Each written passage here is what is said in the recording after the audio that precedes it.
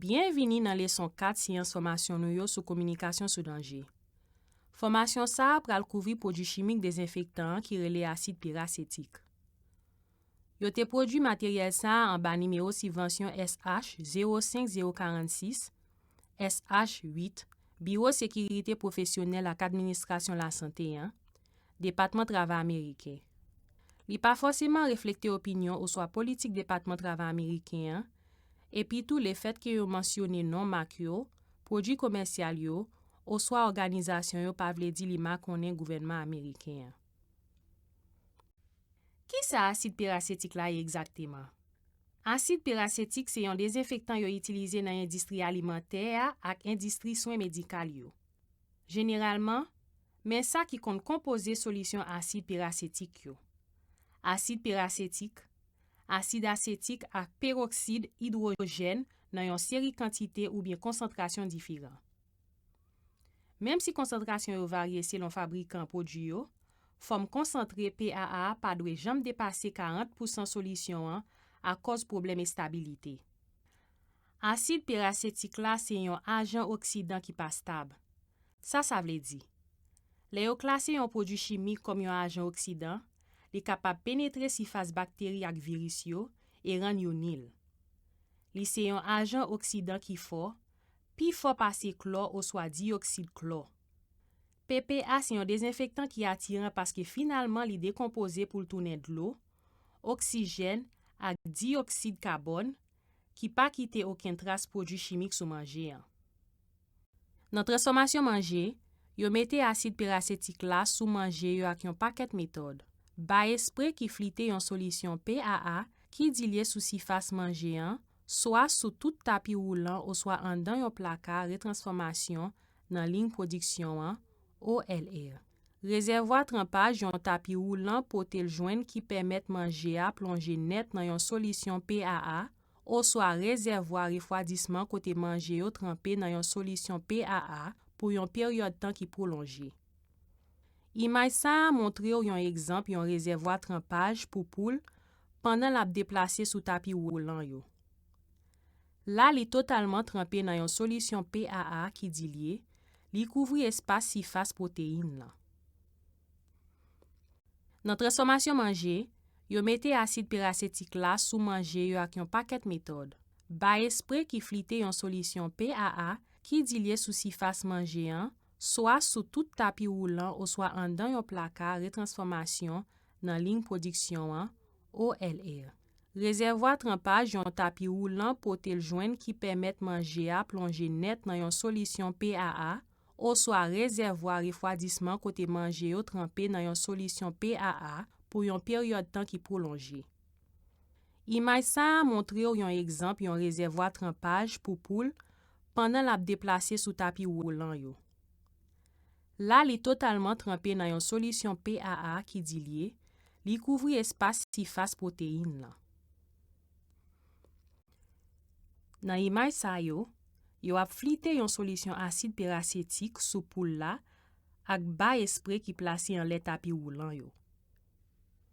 Yo utilise tout comme yon microbiocide dans industrie volaille, divin ak brasserie pour nettoyer réservoir, pompe, ligne à filtre yo dans concentration qui dilye. Mélange PAA yo par moyen acier inoxydable. Patron ta doit quitter ou connaît emplacement côté utiliser PAA et puis concentration PAA y a appliqué dans chaque emplacement. Tiyo k'ap pompe PAA al côté a utiliser là doit gen étiquette ak identité produit qui a passé dans ligne yo. Ki danger pour santé qui ka gen les moun prend contact ak PAA? Malgré PPA pa moyen acier inoxydable, li corrosif en pile et puis li irrité pour axier nou.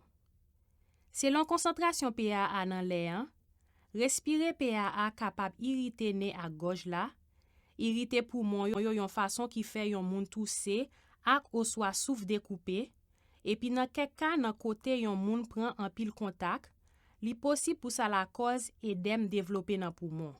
Édème dans poumon c'est un problème santé côté gen liquide qui vient chita dans poumon yo. Crise grave édème dans poumon qui rive sans attendre c'est une urgence médicale. Symptômes yo gen la dan yo souffle découpé, tousse, kapasite diminye pou fè eksersis ou swa doulè nan poitrine.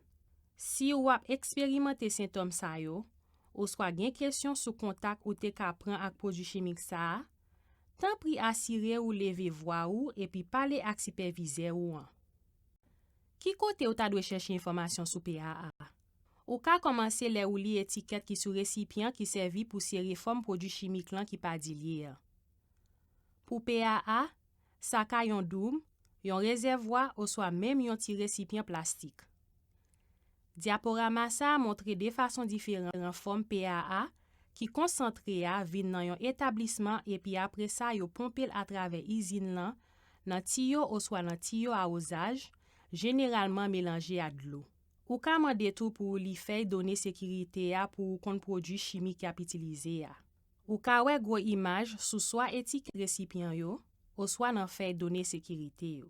Chema rouj sa yo ki fet nan form diamant ak imaj an dan yo an rele piktogram. Piktogram yo reprezente danje prinsipal yon produit chimik pose. Pou PAA, gen 4 piktogram prinsipal ou ta dwe abiti ak yo. Premye piktogram eprouvet yo ki vide sou yon men ak sifas reprezente korosyon. Sa yo vle di produit chimik lan ka endomaje nan zye, detwi ou swa boule pepoa, e li ka endomaje kek metal. Prochen piktogram se flam di fe a ak ligne fonse ki sou linyen lan. Sa reprezente produit chimik ki inflamab e ka reaktif nan certaine kondisyon.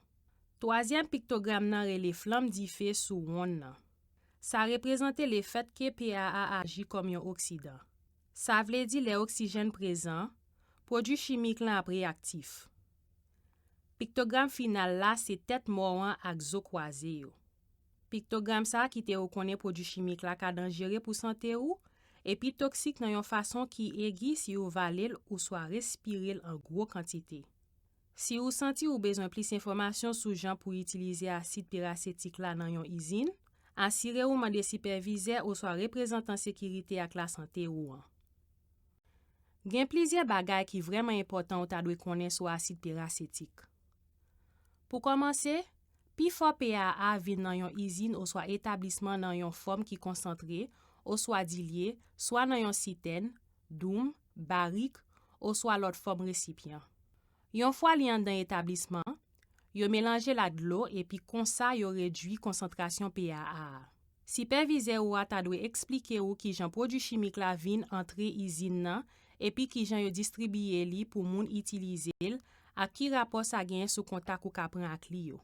Par ekzamp, nan form konsantre li an, asid perasetik la reagi nan yon fason agresif ak metal ki mol yo, tankou fer, kuiv, zin ak leton.